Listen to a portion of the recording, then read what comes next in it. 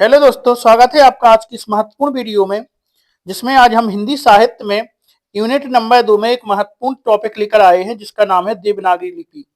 आज देवनागरी लिपि की विशेषताएं और इसका मानकीकरण दोनों इस वीडियो में पूरा हल होगा। और यह थ्योरी की वीडियो है, इसमें कुछ वस्तुनिष्ठ भी आपके लिए कवर किए गए हैं।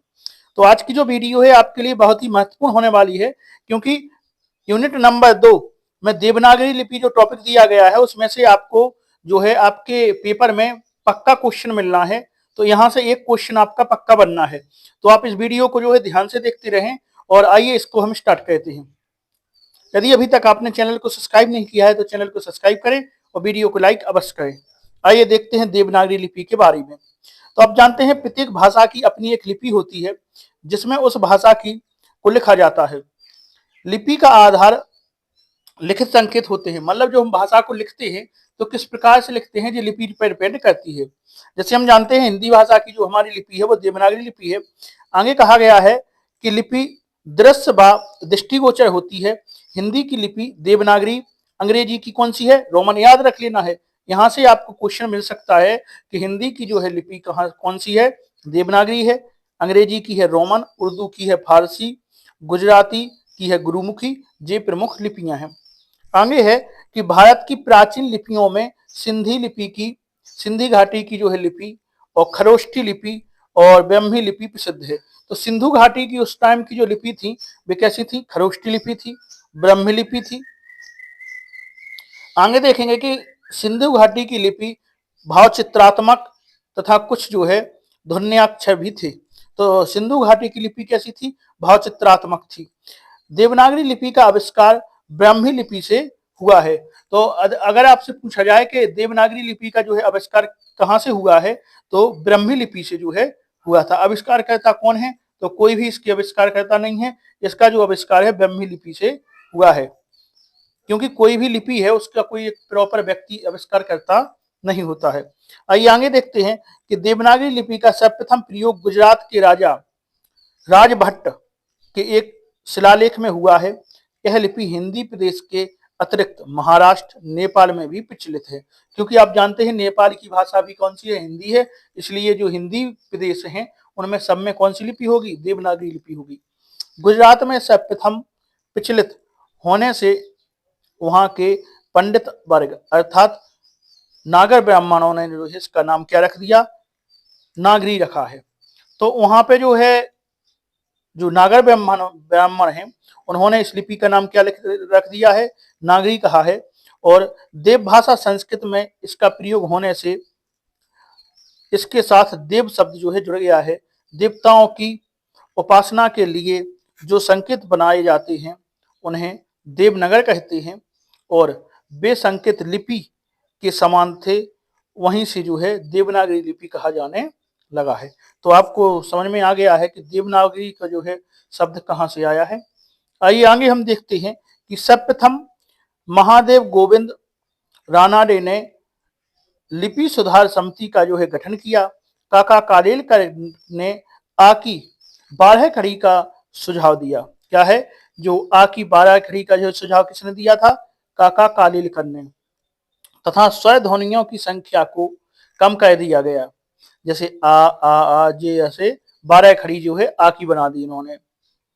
डॉक्टर श्याम सुंदर दास ने पंचमाक्षर के स्थान पर अनुस्वर का प्रयोग कहने का सुझाव दिया। जैसे हिंदी खो हिंदी, कंठ खो कंठ, इस प्रकार से। आगे है कि श्रीनिवास का सुझाव था कि महाप्राण ध्वनियों के स्थान पर अल्पप्राण ध्वनियां शामिल कर उसके नीचे कोई चिन्ह लगाकर प्रयोग किया जाए। हिंदी साहित्य सम्मेलन प्रयाग कब हुआ है, 5 अक्टूबर 1941 ने लिपि सुधार हेतु एक बैठक की, जिसमें मात्राओं को उच्चारण क्रम में लगाने तथा छोटी ई की मात्रा को व्यंजन के आगे लगाने का सुझाव पेश किया गया। तो यहाँ पे हम देख रहे हैं कि जो है लिपियों का सुझाव किस प्रकार से आया है, मतलब कहाँ से सुधार हुआ है, किस प्रकार से किसने क्या माना है। तो इसका जो है पूरा साहित्य हम देख रहे हैं। पेपर में क्वेश्चन आपका यहीं से आएगा, क्योंकि आपका जो सिलेबस है उसमें खास तौर पे दिया गया है कि देवनागरी लिपि और उसकी विशेषताएं, उसका मानकीकरण। यहाँ से आपको मतलब आपको जो है सिलेबस के अकॉर्डिंग ज्यादा कवर करना है। सिलेबस के अकॉर्डिंग ही आपके पेपर में क्वेश्चन आएंगे और ज्यादातर वहीं से देखने को मिलेंगे। बाई चांस यहाँ वहां से एक आध क्वेश्चन या दो क्वेश्चन आपको मिल जाएंगे, लेकिन ज्यादा जो आपको क्वेश्चन मिलने वाले हैं वो कहाँ से मिलने वाले हैं, सिलेबस के अकॉर्डिंग मिलने वाले हैं। तो आप ज्यादा से ज्यादा अपना ध्यान रखें कि सिलेबस के अकॉर्डिंग ही पढ़ें। सिलेबस के बाहर का जो है कवर करने की अभी जरूरत नहीं है, क्योंकि हमारे पास टाइम जो है बहुत कम है। तो हम आपको सुझाव देते हैं कि आप जो है केवल सिलेबस की अकॉर्डिंग ही ज्यादा तैयारी करें। यदि अभी तक आपने चैनल को सब्सक्राइब नहीं किया है तो चैनल को सब्सक्राइब कर लें और वीडियो को लाइक अवश्य कर दें। हाँ, इसके संबंध में हम आपको बताएं, यदि आपको इसकी पीडीएफ की जरूरत है तो आप हमारे टेलीग्राम चैनल से जुड़ सकते हैं, जिसकी जो है लिंक हमने डिस्क्रिप्शन में दे दी है। तो आप वहां पर जाकर उससे जुड़ें और वहां पे आपको इनकी जो है पीडीएफ प्रोवाइड हो जाएगी। आइए देखते हैं। तो सुझाव पेश किया आगे है। वर्ष 1947 में उत्तर प्रदेश सरकार द्वारा गठित समिति की अध्यक्षता नरेंद्र देव ने की और इन्होंने जो है निम्न सुझाव दिए। क्या इन्होंने कहा है कि आके जो 12 खड़ी है वो भ्रामक है। मतलब इन्होंने जो 12 खड़ी की सुझाव दिया था, 12 खड़ी का सुझाव किसने दिया था, 12 खड़ी का जो है सुझाव दिया था काका कारेलकर ने। तो इन्होंने कहा है कि जो 12 कड़ी का सुझाव है जी कैसा है, भ्रामक है, इसको नहीं मानना चाहिए। आगे है मात्राएं यथास्थान रहें परंतु उन्हें थोड़ा दाहिनी ओर लिखा जाए, यहाँ पे ये निर्णय लिया गया। आगे है अनुस्वर पंचमाक्षर के स्थान पर बिंदु जो बिंदी है इसके से कम चलाया जाए। आगे है दो तरीकों से लिखे जाने वाले अक्षरों में निम्नलिखित अक्षरों को स्वीकार किया जाए, आ, झा, धा, भा और ला, याद रखना है। आगे है संयुक्त अक्षरों छत्रज्ञा उसरा को वर्णमाला में स्थान दिया जाए। उपरोक्त सुझावों में कुछ परिवर्तन कर इन्हें स्वीकार कर लिया गया। समय समय पर इनमें सुधार होते रहते हैं। फारसी की का ख ग जा ध्वनियां भी शामिल कर ली गई तथा कुछ अंग्रेजी के अक्षरों को भी शामिल कर लिया गया। तो यह है देवनागरी लिपि के बारे में। अब आइए हम देखते हैं देवनागरी लिपि की प्रमुख विशेषताएं कौन कौन सी हैं। तो देवनागरी की लिपि की यहाँ पे हम विशेषताओं की बात करेंगे। तो आइए देखते हैं। तो देवनागरी लिपि पर प्रायः 200 रोपण होता रहा है। इसमें वर्णों की संख्या अधिक है, परंतु वास्तविकता तो यह है कि यहाँ वर्णमाला का वर्गीकरण अत्यंत वैज्ञानिक है। इसके वर्ण सभी ध्वनियों को प्रस्तुत करने में सक्षम है। पूरी वर्णमाला पहले स्वर फिर व्यंजन में वर्गीकृत है। स्वरों का जो है वर्गीकरण भी एक स्वर वर्ण के पश्चात दीर्घ स्वर जो है निश्चित है। जैसे हम देखें छोटा बड़ा छोटी बड़ी, इस प्रकार से। आगे है व्यंजन वर्णों की वर्गीकरण कंठस्थ, तालव्य, मूर्धन्य, दंत्य, ओष्ठ, अंतस्थ, ऊष्म, संयुक्त व्यंजन और द्विगुण व्यंजनों के रूप में जो है वर्गीकृत है। पुनः व्यंजनों को अल्पप्राण, महाप्राण, अघोष व सघोष में वर्गीकरण किया गया है। ऐसी विशेषताएं किसी अन्य लिपि में जो है नहीं है। आगे देखेंगे कि स्वर ध्वनियों के उच्चारण में किसी अन्य ध्वनि की सहायता नहीं लेनी पड़ती, परंतु व्यंजनों के उच्चारण में अन्य ध्वनि की जो है सहायता लेनी पड़ती है। यह है देवनागरी लिपि की विशेषता। आगे है देवनागरी लिपि अक्षरात्मक है। तो ध्यान रखना है देवनागरी लिपि कैसी है, अक्षरात्मक है। यह विशेषता अन्य लिपियों में नहीं पाई जाती है। इस लिपि में शब्दों को लिखने के क्रम में स्वर और व्यंजन वर्ण अलग अलग नहीं लिखे जाती, बल्कि संयुक्त होकर पूर्ण अक्षरों का निर्माण करते हैं। जैसे कलम, कमल, कलम। अक्षरात्मक लिपि में वर्ण के ऊपर नीचे, दाएं एवं बाएं वहां भी मात्राओं का प्रयोग हो सकता है, परंतु उच्चारण पहले वर्ण का होगा और उसके पश्चात जो है मात्राएं उच्चारित होंगी। जैसे कोमल, दोमट, कुम्हार। तो ये इस प्रकार से पहले अक्षर उसके बाद जो है मात्रा उसमें ध्वनि होगी। आगे है अक्षरात्मक लिपि अक्षर प्रयोग के कारण कम स्थान घेरती है, जबकि वर्णात्मक लिपि वर्णों के पहले प्रयोग के कारण समय, श्रम और स्थान सभी दृष्टिगोचर में उपयुक्त नहीं है। जैसे राम सो आरे एमे रामा, कृष्ण सो कृष्णा, सभ्य सो सभ्या, ये इस प्रकार से। आगे है देवनागरी लिपि में सभी ध्वनियों को अंकित करने की क्षमता है, परंतु रोमन लिपि में ऐसा नहीं है। इणा ना के लिए एन अक्षर, दाड़ा के लिए डी अक्षर प्रयुक्त होता है। आगे है देवनागरी लिपि में प्रयुक्त ध्वनि के लिए एक निश्चित वर्ण है तथा प्रत्येक वर्ण से एक निश्चित ध्वनि ही निकलती है। उस व्यंजन सा को लेकर सजग रहें तो अंतर स्पष्ट है कि तालब सा, मूर्धन्य सा, दंतत्व सा का प्रयोग होता है। तीनों सा को यहाँ पे बताया गया है कि तीनों जो सा हैं वो एक समान नहीं है, अलग अलग प्रकार से हैं। आगे है रा ध्वनि के लिए चार वर्ण प्रतीक एक ही जो है वर्ण के चार कोणीय परिवर्तन मानते हैं, जैसे राम, रामेश में कृत, इसमें भी रा है, क्रम और त्रिशूल। ये जो है रा का यहाँ पे वर्णन किया गया है कि रा जो है यहाँ पे चार प्रकार से लिखा जा सकता है। कौन सी हम लिपि की बात कर रहे हैं? हम देवनागरी लिपि की बात कर रहे हैं। यह जो है वीडियो आपके लिए बहुत ही महत्वपूर्ण है क्योंकि इसमें जो है हम थ्योरी कवर कर रहे हैं। आगे है सी से का, ए से आ, बड़ा, ये तीनों जो है ध्वनियों में निकलती है। इसके लिए हम जैसे कहें केक, कैट, कार, बैट। आगे है देवनागरी लिपि में प्रत्येक वर्ण के लिए निश्चित उच्चारण है, परंतु रोमन लिपि में एक ही वर्ण अलग अलग शब्दों के साथ अलग अलग जो है उच्चारण देता है। जैसे हम कहें काल, सुक्का, सी से क्या हो रहा है? काल। और सिटी, सी से क्या हो रहा है? सा। ऐसा देखा गया है। आगे है देवनागरी लिपि में मूक वर्ण, साइलेंट लेटर जैसी समस्या नहीं है, परंतु रोमन लिपि में ऐसी समस्या है। रोमन लिपि में शब्द लिखे कुछ और जाते हैं और उच्चारण कुछ और होता है। जैसे नॉलेज में के, तो के का कुछ मतलब ही नहीं है। डब्लू व डी भी मुख्य है। इसी प्रकार से इनफ में के जो है मूर्धन्य है। तो यहाँ पे बताया जा रहा है जो देवनागरी लिपि है किस प्रकार से मतलब सही तरीके से जो है पढ़ी जाती है और लिखी जाती है। जैसे रोमन लिपि है उसमें जो है कुछ जो है जो विशेषताएं रोमन लिपि में जो ऐसी हैं कि जिनका कोई मतलब ही नहीं है, लेकिन उनको हमें करने के लिए बहुत ही मतलब मेहनत करनी पड़ती है। लेकिन जो देवनागरी हमारी लिपि है वो बहुत ही नॉर्मल तरीके से है। आप एक बार उसका ज्ञान कर लें तो आप बिल्कुल भी कहीं भी कंफ्यूज नहीं होंगे और उसको बहुत अच्छे तरीके से पढ़ सकते हैं और लिख सकते हैं। ये यहाँ पे बताया जा रहा है। आगे देवनागरी लिपि के सभी जो है वर्णों को लिखना आसान है। देवनागरी लिपि के वर्णों को लिखने के लिए एक पड़ी रेखा, एक खड़ी रेखा और एक अर्धवृत्त का सहारा ही काफी है। देवनागरी लिपि वैज्ञानिक लिपि है। याद रखना है देवनागरी लिपि कैसी है? वैज्ञानिक लिपि है।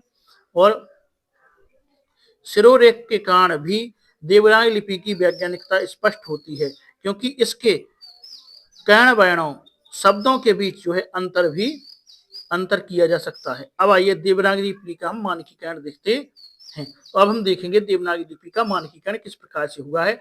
विशेषताएं हमने देख ली, देवनागरी लिपि के बारे में देख लिया। अब इसका हम जो है मानकीकरण देखेंगे। तो इसके मानकीकरण में हम देखेंगे कि देवनागरी लिपि विश्व की अन्य लिपियों की तुलना में वैज्ञानिक है। किसी भी लिपि के आदर्श होने के लिए निम्नलिखित शर्तें जो है होना अनिवार्य है। पहला पॉइंट है वह लिपि दुनिया की किसी भी भाषा को अंतरित करने की क्षमता रखती है। प्रत्येक ध्वनि के लिए स्वतंत्र जो है वर्ण प्रतीक हो। किसी वर्ण प्रतीक से एक से अधिक ध्वनि उच्चारित ना हो। शब्दों के लिए लिपि अर्थभेद ना हो। उस लिपि में भूमंडल की लिपि होने की अर्हता हो। उपरोक्त तथ्यों के आधार पर देवनागरी लिपि निश्चित तौर पर जो है वैज्ञानिक है, परंतु कुछ समस्याओं के कारण यह मानकीकरण की दिशा में उलझी हुई है। इसकी मानकीकरण के लिए कुछ सुझाव जो है निम्नलिखित हैं। आइए देखते हैं कुछ सुझाव मानकीकरण के लिए। शिरोरेखा के प्रयोग को अनिवार्य कर देना चाहिए। इसमें जो है वर्णों के बीच भेद किया जा सके। शिरोरेख के अभाव में धा को जो है खा और खा को वा, रा को वा मां को भा का अंतर स्पष्ट नहीं हो पाता। आगे है, ध्वनियों के उच्चारण में एक रूपता अति आवश्यक है। इस लिपि के वर्णों की द्विरूपता को समाप्त कर देना चाहिए, जैसे आ उसरा, रा, रा, इफ, लक, तत् आदि। आगे है, संयुक्त वर्णों का प्रयोग संयोग, लेखन या उच्चारण लद्दावत्ता व तीव्रता को दर्शाता है। इसे भी बनाए रखना चाहिए, जैसे छत्रज्ञा। वर्णों को संयुक्त कहने की प्रक्रिया चाहे आसपास हो या ऊपर नीचे दोनों की स्थितियों में वैज्ञानिक है, जैसे मिट्टी और लट्टू को लहू, इस प्रकार से। आगे है, रा ध्वनि के चारों प्रयोग वस्तुतः अलग अलग न होकर रा के कोणीय परिवर्तन मात्र हैं। इनका जो है प्रयोग हुबहू किया जाना चाहिए। रा का चौथा प्रयोग मूर्धन्य वर्णों के लिए किया जाता है, जैसे राष्ट्र, ट्रक, ड्रम और टुंडा आदि। संज्ञा शब्दों के अंत में ई का प्रयोग होना चाहिए, ई का नहीं। भलाई, पिटाई, कमाई, पढ़ाई आदि, इस प्रकार से। नासिक ध्वनियों एवं उनमें प्रयुक्त वर्ण प्रतीकों के संयोग को लेकर यदि सजग रहा जाए तो इसमें जो है किसी प्रयुक्त को हटाने की जरूरत नहीं है। ऐसे सभी प्रतीक एक दूसरे से अलग व अर्थभेदक हैं। नासिक वर्णों को अनुस्वर तथा अनुनासिक में बांटा जाता है। अनुस्वर ध्वनियों के उच्चारण में नाक की भूमिका होती है, जबकि अनुनासिक ध्वनियों के उच्चारण में नाक व मुख दोनों का सहयोग होता है। आगे देखते हैं, अनुनासिक ध्वनियों के उच्चारण में बिंदी या बिंदी के प्रतीक का प्रयोग होता है, जबकि अनुनासिक ध्वनियों के लिए अर्धचंद्र बिंदु का प्रयोग होता है। अनुस्वर ध्वनियां प्रत्येक वर्ण में पंचमा अक्षर के रूप में ही जानी जाती हैं, जबकि अनुनासिक ध्वनियां अलग अलग होती हैं। अनुनासिक ध्वनियां व पंचमा अक्षर के लिए प्रतिस्थापन प्रतीक बिंदु या बिंदु के अतिरिक्त कहीं कहीं जो है अर्ध पंचमाक्षर का प्रयोग भ्रामक का कारण हो सकता है, परंतु यह प्रयोग वैज्ञानिक है। अब आइए इसके हम कुछ वस्तुनिष्ठ महत्वपूर्ण देख लेते हैं। इसके बाद जो है हमने देवनागरी लिपि को जो है पूर्णतः खत्म कर लिया है। आइए देखते हैं। तो आइए पहला क्वेश्चन हम यहाँ पे देखते हैं। पहला क्वेश्चन हमारा है कि 12वीं सदी के केरल के शासकों के चुंबन पर जो है शब्द है वीरकालस्य जैसा शब्द खाली स्थान लिपि में अंकित है। तो वीरकालस्य जो है किस लिपि में लिखा गया है? तो आपका इसका आंसर होगा देवनागरी लिपि में जो है लिखा गया है वो है वीरकालस्य। आइए अगला हम क्वेश्चन देखते हैं। हिंदी लिखी गई है, तो हिंदी किस में लिखी गई है? हिंदी जो है देवनागरी लिपि में लिखी जाती है। इसका जो है आंसर आपका ये बिल्कुल राइट हो जाएगा। आगे है हिंदी भाषा की लिपि क्या है? तो हिंदी भाषा की लिपि जो है आपको यहाँ पे बताना है कि हिंदी भाषा की लिपि क्या है। तो आप जानते ही हैं कि हिंदी भाषा की लिपि कौन सी है? देवनागरी लिपि है। गुरुमुखी किसकी है? पंजाबी की। आइए चौथा क्वेश्चन यहाँ पे देखते हैं। चौथा क्वेश्चन है नेवारी भाषा किस लिपि में जो है लिखी जाती है? तो नेवारी भाषा आपको बताना है किस लिपि के अंतर्गत लिखी जाती है। तो नेवारी जो भाषा है आपका आंसर इनमें से क्या होगा? ऑप्शन आपके हैं देवनागरी, खरोष्टी और सौरसेनी और ब्राह्मी। तो आपके यहाँ पे आंसर होगा देवनागरी लिपि में जो है नेवारी भाषा भी लिखी जाती है। ए है इसका आंसर राइट हो जाएगा। आइए अगला है हिंदी तथा उसकी विविध बोलियां किसी लिपि के लिए लिखी गई हैं। तो किस लिपि के लिए जो है लिखी गई हैं? तो इसका आपका आंसर होगा देवनागरी लिपि के लिए जो है लिखी गई हैं। आइए छठवां और लास्ट क्वेश्चन है कि देवनागरी लिपि किसे कहा गया है? तो काशी की जो भाषा है उसको ही क्या कहा गया है? देवनागरी लिपि कहा गया है। इस प्रकार से इस चैप्टर की जो है हमने कुछ वस्तुनिष्ठ और जो है इसकी पूरी थ्योरी इस वीडियो में कवर कर ली है। तो आज के इस वीडियो में जो है इतना ही रहने देते हैं। आगे आपसे फिर मुलाकात होगी। आज के लिए इतना ही। धन्यवाद। यदि अभी तक आपने चैनल को सब्सक्राइब नहीं किया है तो सब्सक्राइब कर लें और वीडियो को लाइक अवश्य कर दें। धन्यवाद।